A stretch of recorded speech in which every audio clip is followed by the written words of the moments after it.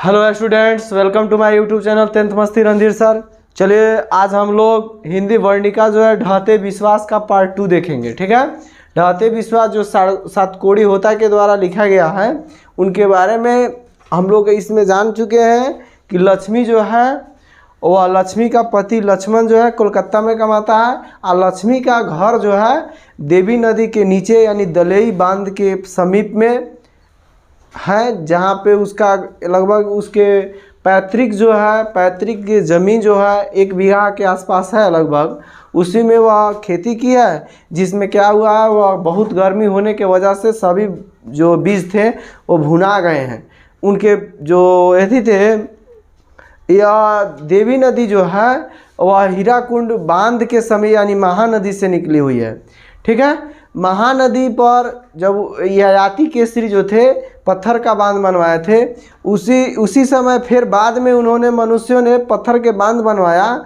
उसी में इसके जो ससुर थे उनकी मृत्यु हो चुकी थी। इतना बात जान चुके हैं। बहुत दिनों से वर्षा हो रही है, लगभग 15 दिनों से लगातार वर्षा हो रही है। भादों का समय चल रहा है, उसमें सब कोई गुण निधि जो है वो कटक से पढ़ के आया है।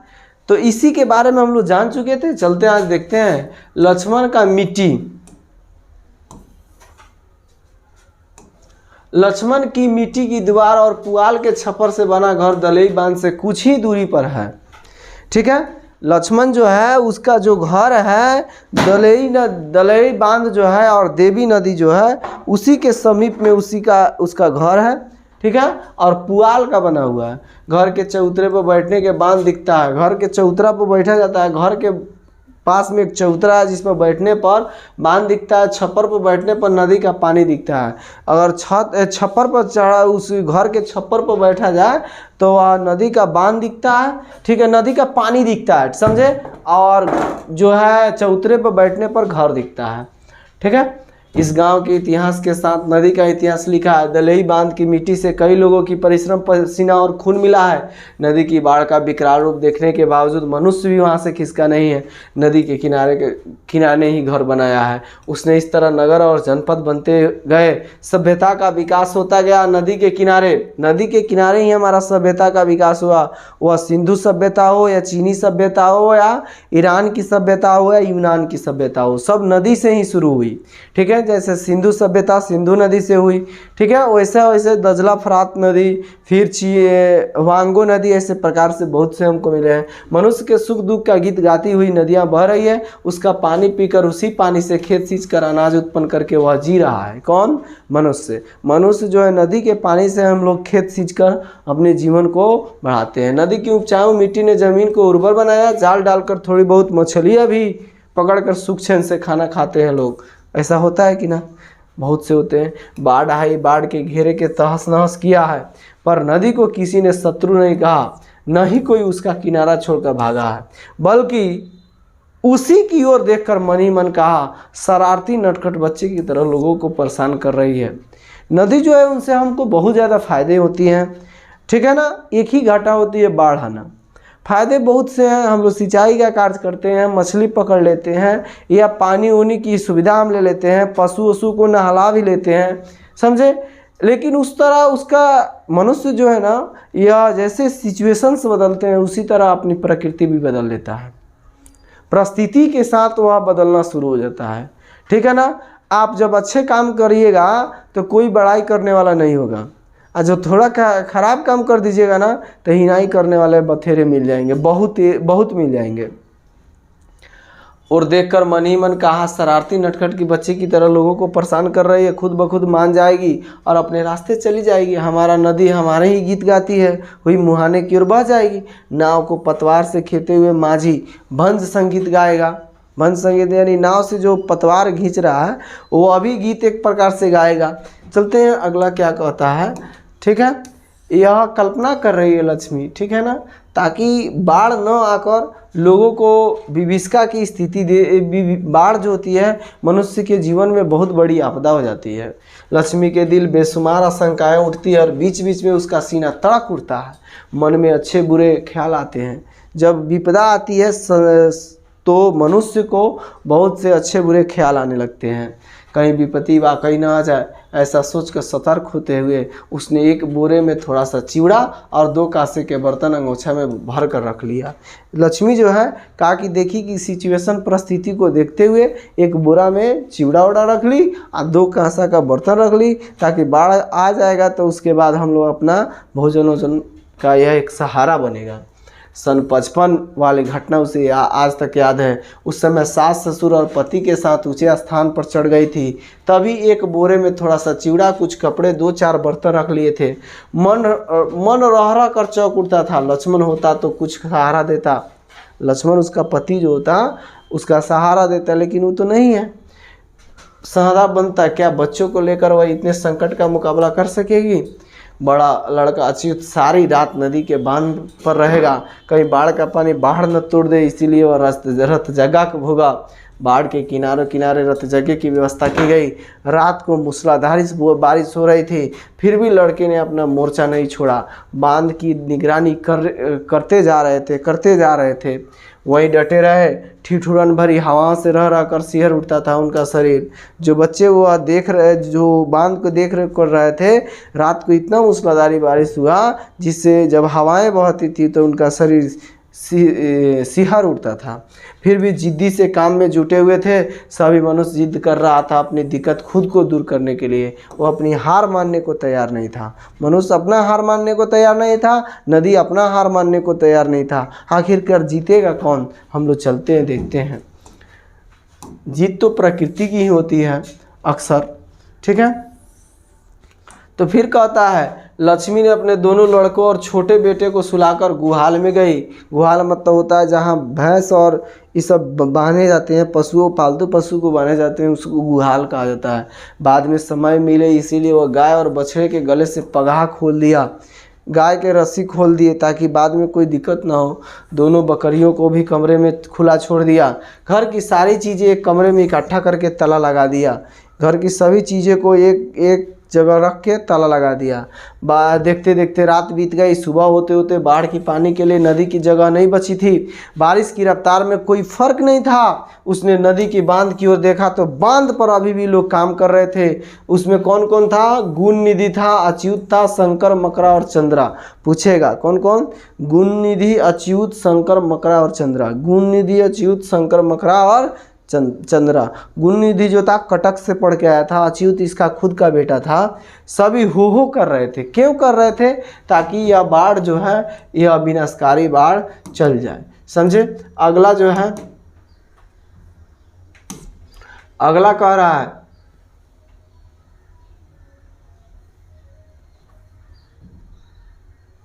है आसपास के लोगों को सतर्क कर रहे थे। दिन के उजाले में सिर्फ पृथ्वी की ही गर्मी नहीं बढ़ती, दिन का उजाले में केवल पृथ्वी का ही गर्मी नहीं बढ़ रही थी, बढ़ती आदमी के चुस्त हो जाता है और फिर तेजी से काम करने लगता है। अब एक आदमी कितना काम करे? रात को फिर रात जगा करना, दिन को जगना, यह मनुष्य की कितना मनुष्य सह सकता है? हठात जरा नीचे की ओर ताड़ के पेड़ के पास पानी की तेज धारा किनारे से आ टकराई। एगो ताड़ का वृक्ष था, उसी से का हुआ, अचानक एक पानी का झोंका आया और ताड़ के पास धक्का मारा और वहीं से बांध टूट गया। ले, टकराते ही पानी के बांध दूसरी ओर लांग गया। 10 वर्षीय गोल मटोल बच्चे की तरह। 10 वर्षीय बच्चा जो होता है ना, गोल मटोल होता है, जिस तरह उछल जाता है उसी तरह उछल गई। सूर्य देवता दिखलाई नहीं दे रहे थे, फिर भी लक्ष्मी ने अंदाज़ा लगाया कि समय 12 से कम नहीं है। 12 बज गया होगा लगभग दिन को। गुण निधि गला फाड़ फाड़ कर चिल्लाने लगा, रेत की बोरी ताड़ के पेड़ के पास नदी में घुसी चली आ रही है। यानी रेत की बोरी जो है वो नदी में घुसी चली आ रही है। बांध पतला हो चुका है। कौन बोल रहा था? गुण निधि। गाँव के छोटे बड़े जो भी लोग इकट्ठे थे रेत की बोरी और ढीमा पत्थर को ढोड़ो कर लाने लगे। गुण निधि ने दोनों लड़कों को गांव के लोगों से ऊंची जगहों पर चढ़ जाएं, ऐसा कहने के लिए उद्देश्य से गांव में भेज दिया। गुण निधि जो है 2 लड़के जैसे अच्युत, शंकर और मकरा और चंद्रा ऐसे थे। इसमें से 2 लड़के को भेजा और कहा कि कह दीजिए ऊंचे टीले पर चढ़ जाने के लिए। पल भर में शोर शराबा मच गया। पूरे गाँव में लोग हाँफते हुए टीले की ओर दौड़ने लगे। टीले के नीचे स्कूल है। टीले के नीचे क्या है? स्कूल है। कईयों ने स्कूल में शरण ली। 4 कमरों में 200 करीब के लोग खचाखच भर गए। 4 कमरों में 200 लोग भर गए, ठीक है ना। छोटा छोटा कमरा था। बाकी लोग टीले पर चढ़ गए। तेज बारिश और हवा की वजह से टीले भी बरगद की शाखाएं इधर उधर डोल रही थी। टीले पर जो था एक बरगद की पेड़ थी और उसी बरगद के नीचे स्कूल था शायद। पेड़ के नीचे देवी का थान बारिश के पानी से भीग चुका था। बरगद के पेड़ जो था उसके नीचे एक देवी का स्थान था और उसी के बगल में स्कूल था। स्कूल में 4 कमरों में 200 लोग करीबन भर चुके थे और देवी का थान था। साल भर में एक बार चैत की संक्रांति को इस टीले पर मेला लगता था। चैत में जो संक्रांति पड़ता है उसी में, ठीक है ना, संक्रांति जो है बैसाखी उसी को कहा जाता है। उसी समय देवी के थान पर क्या होता है, मेला लगता था। देवी पर बलि चढ़ाई जाती है। आसपास के गांव के लोग इकट्ठे होते हैं, खरीद बिक्री होती है। मेला बहुत भारी लगता है, यानी वहीं बरगद के वृक्ष के नीचे, ठीक है ना। देवी का थान जो था वहीं पर। फिर कह रहा है उस वक्त टीले पर चढ़ने वाले लोगों के चेहरा में रौनक होती है, किंतु आज सभी किसी की आशंका से थर थर काँप रहे हैं। वह मेला का समय देखा जा रहा है और आज का समय देखा जा रहा है। मेले के समय में लोग हंसी खुशी के साथ चढ़ते थे उस टीले पर, और आज देखिए वहीं उनके शरीर में कोपन है, रुदन है। समझे, माहौल वैसा ही है, लेकिन उस समय एक खुशी का माहौल होता था, आज दुखी का माहौल है। मानो थर-थर काँप रहे हैं, मानो सब आशाएं की आशंका में बदल चुकी है। कौन जाने क्या होगा, सिर्फ माँ चंडेश्वरी ही भरोसा था। वह किसका स्थान था? पीपल के नीचे, बरगद के नीचे माँ चंडेश्वरी का। लक्ष्मी दोनों लड़कियों और छोटे लड़कियों के साथ लेकर निकलते निकलते कुछ पिछड़ गई। 2 लड़का को, दोनों लड़की और एक छोटा लड़का को लेकर जैसे निकले तब तक सबसे पीछे हो गई अन्य लोगों से। वह अच्युत का इंतजार कर रही थी, यह सोच रही कि कहीं वह आ न पहुँचे, पर अच्युत नहीं आया। नदी की बांध की ओर देखकर उसने ऊंची आवाज़ में बेटे को पुकारा, पर वह आवाज़ शायद बेटे के कानों तक नहीं पहुंची। ठीक उसी वक्त बांध टूटकर पानी की धारा गांव की ओर लपकने की आवाज़ में क्षण भर से उसे स्तब्ध कर दिया। इसके बाद वह कुछ भी सोचने का वक्त नहीं था उसके पास। वह दोनों लड़कियों को साथ लेकर, बच्चों को गोद में लेकर जैसे तैसे बोरे को उठाया और टीले की ओर बढ़ गई। बोरा में क्या था? चिवड़ा था और 2 कांसे की बर्तन थी। नदी ने दोबारा दाव साधा। लोगों को पहले से दिए गए वायदे वो किसी एहसान फरामोश की तरह तोड़ते हुए नदी की पागल धारा बांध की दूसरी ओर कूद पड़ी और किनारे ढहने लगे थे। नदी के गर्भ में पल झपकते ही ताड़ के पेड़ को नामो निशान मिट गया। पल भर में पेड़ जो थे, ताड़ के पेड़ का नाम निशान में मिट गया। समझे, यही दुखावा स्थिति है। इसीलिए इस चैप्टर का नाम सतकोड़ी होता ने ढहते विश्वास रखा। पीछे मुड़कर देखने के वक्त न रहने पर थोड़ी दूर दौड़ने के बाद लक्ष्मी पीछे घूमकर देखने लगी। मानो अच्युत की आवाज़ कहीं दूर से उसके कानों में सुनाई दी, माँ माँ। ऐसे करके उसको लगा कि हमारे बेटा ही पुकार रहा है। समझे, चलते हैं, देखते हैं अगला क्या कहता है।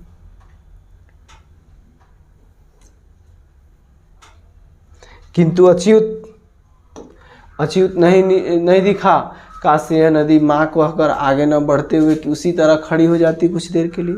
ये नदी जो है कुछ देर के लिए खड़ी हो जाती, कितना अच्छा रहता, उतना ही से मान जाती। काश आते आते कुछ ही देर ही कर देती, लेकिन बांध टूटे नहीं। नदी की धारा से पहले परिचित है लक्ष्मी। घर के समान ऊंची धारा पर चली जाती है नदी की ओर से। दौड़ते वक्त जब उसे ठोकर लगी, उसके हाथ से बोरा छूट गया। क्या हुआ, जब दौड़ रही थी तो सबसे पहले पीछे हो गई थी। जैसे दौड़ रही थी, ऊंचे टीला पर जा रही थी, तब तक उसे ठोकर लगी और हाथ से बोरा भी छूट गया। लड़कियों को आगे जाने को कहकर जैसे वो खुद चलने को ही, पानी उसके घुटनों तक आ गया। जैसे वो चढ़ने को ही तले पानी उसके ठेहुना तक ले आ गया, घुटना तक ले आ गया। सोचिए, खाली वो ठोकर लगने से लड़कियां स्कूल तक पहुंची ही होंगी। कमर तक पानी के आगे की ओर झुकते हुए चलने लगी लक्ष्मी। जैसे वो लड़की अगर स्कूल तक पहुंची होगी तब तक उसके कमर तक ले पहुंच गया। समझिए, मिनटों सेकंड नहीं लगा, इतना ज़्यादा, बहुत जल्दी।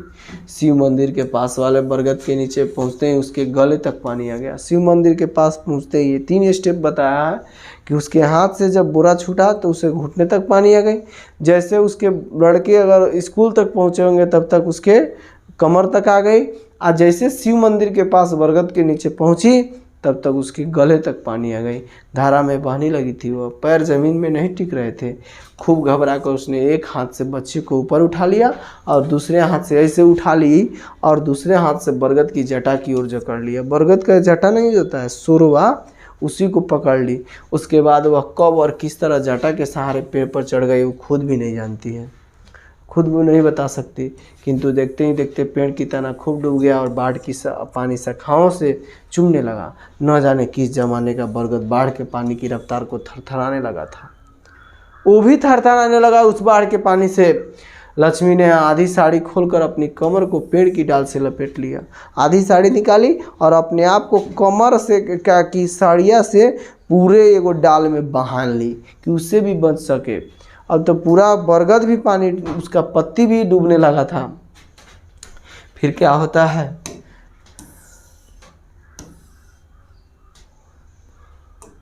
चारों ओर असहाय लोगों का आर्तनाद सुनाई दे रहा था। आर्तनाद माने रुदन, रोने की आवाज़। घर, खेत, खलियान, बाग बगीचे को मिट्टी मिलाकर परिहास करते हुए आगे बढ़ती जा रही थी नदी की धारा। समझिए कि नदी हंस रही थी या लोग रो रहे थे। लक्ष्मी कब बेहोश हो गई वह जान नहीं पाई। अब बेहोश हो गई थी। दिन भर रात भर सूसू करके बह रहा था नदी का पानी। दलई बांध टूटने पर जिस तरह हर बार किसी अबोधानाथ बच्चे को रोने की आवाज़ आती है, इस बार भी ठीक उसी तरह सुनाई दी। ऊंची छलांग भर भर कर तेज गर्जन करते हुए बाढ़ की पानी आगे भी बढ़ते जा रहा था। पीछे खिसकते जा रहे थे। मनुष्य और पशु, जीव जगत के कितने भी प्राणी स्थावर जंगम में थे। ऐसी बाढ़ कभी नहीं आई। बुढ़ों ने कहा नदी कई बार किनारा लांघ चुकी है, लेकिन इस बार की बाढ़ का मिजाज कुछ अलग ही है, कोई मुकाबला नहीं इसका। पूरा दिन खत्म होने के बाद पुनः सुबह होने तक बाढ़ का पानी एरसामा पहुंच चुका था। एरसामा कोई जगह है, ठीक है ना। चारों ओर पानी भरा था, सिर्फ पानी ही पानी, मानो एक और महोदधि। महोदधि मतलब हो गया चारों ओर पानी, उजर ही उजर दिखाई दे रहा था।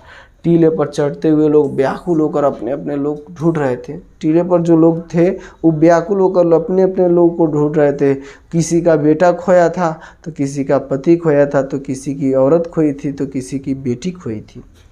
जो लोग ऊपर नहीं चढ़ पाए, क्या वो अभी तक जिंदा होंगे?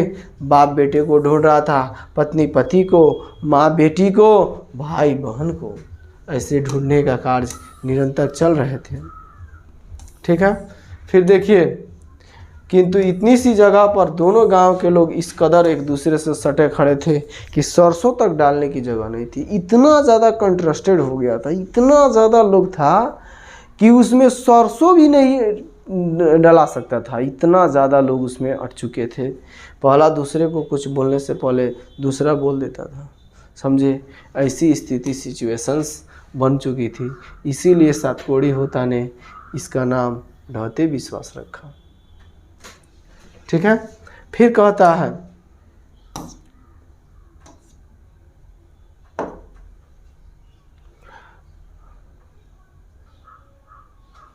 उठता था, भैया जरा देखना मेरा छोटा लड़का केशव उसोर है क्या। एक कदम चलने तक का गुंजाइश नहीं था। लोग उसी में अपना खोज रहे थे, अपने सगे संबंधियों को। फिर भी तलाश जारी था मन हृदय में। टीले के नीचे स्थित स्कूल पानी में डूब चुका था। स्कूल की छत पर जिन्होंने आश्रय लिया था वो घुटने तक पानी था। स्कूल के छत पर भी जो खड़ा था उसके घुटने तक पानी था, सोचिए। सौभाग्य से उस जगह बहाव तेज नहीं था, वरना सब के सब तिनकों की तरह बह जाते धारा में। जो लोग कमरों में थे क्या कर रहे होंगे यह जानने की कोई उपाय नहीं था। कैसे स्थिति थी वो कोई नहीं बता सकता।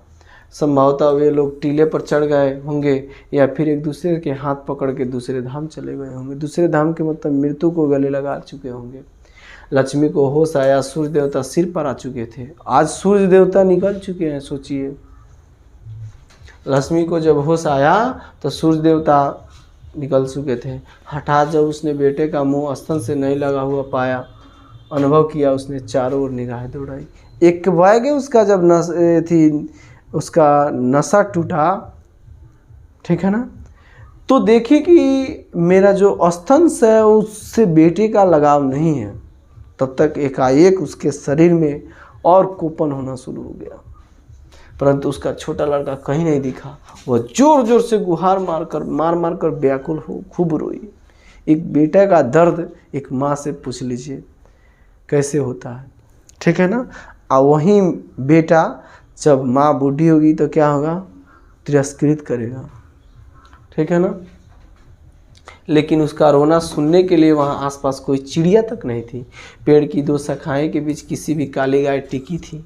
पेड़ की दो शाखा होती है ना, दो शाखा, उसी दो शाखा के बीच में ऐसे इसी में काली गाय मर के अटक गई थी, ठीक है ना। अब देखिए, जान न रहे की वजह से उसका सारा शरीर फूल गया था। वो मर गई थी तो शरीर पनिया से फूल गया था।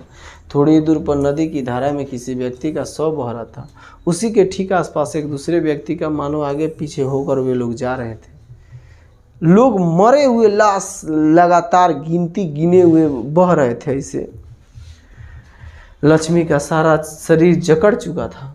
सारा शरीर उसका जो था क्या हो चुका था, जकड़ चुका था।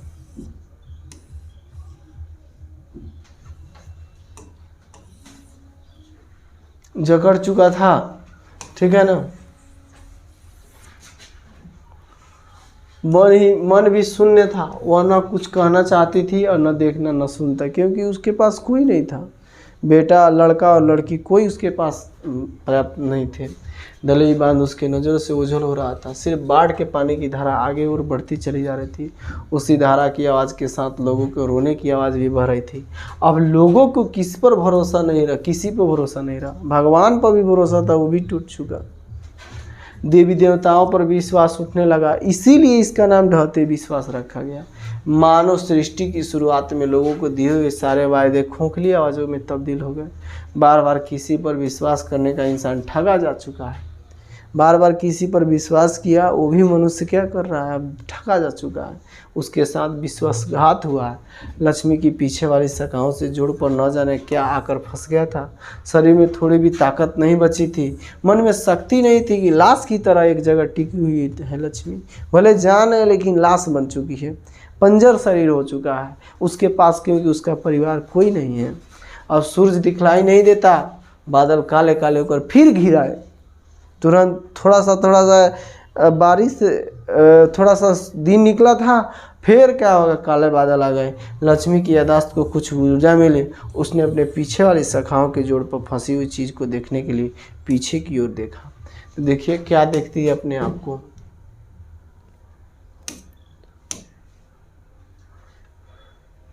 तो देखती है तो क्या मिलता है, तो देखिए उसके हाथों में ताकत नहीं रह गई। पानी की धारा में न बहकर पेड़ की शाखाएं पर शाखाओं के जोड़ में हैरत अंग्रेज के रूप में फंसे बच्चे को लक्ष्मी उठा लाई। उसी शाखाओं में उसका बच्चा फंसा हुआ था। बच्चे की दोनों आंखें मुंदी थी, सारा शरीर फूल गया था। लग रहा है वो भी मर चुका। सीने में धड़कन नहीं थी, सीने में भी धड़कन नहीं थी। वह उसका छोटा बेटा नहीं था, फिर भी उसने अपने सीने से सटाकर अपना स्तन उसके मुंह के पास लगाकर जोरों से अपने सीने में भींच लिया, क्योंकि अपने बच्चे को याद किया। ठीक है ना। यही है, मनुष्य भगवान पर भरोसा करता है, किसी देवी देवताओं पर भरोसा करता है, लेकिन जब उसे विपत्ति आना शुरू हो जाती है और कोई हेल्प करने वाला नहीं होता है, मददगार नहीं होता है, तो वह क्या हो जाता है, उसके विश्वास ढह जाते हैं। इसीलिए सातकोड़ी होता ने इस चैप्टर का नाम ढहते विश्वास रखा। समझे आप इस कहानी से क्या शिक्षा मिली, कमेंट सेक्शन में ज़रूर छापिएगा। और अगर नए हैं चैनल पर तो सब्सक्राइब कीजिएगा, दूसरे के पास शेयर भी कीजिएगा, कमेंट ज़रूर कीजिएगा। जय हिंद, धन्यवाद।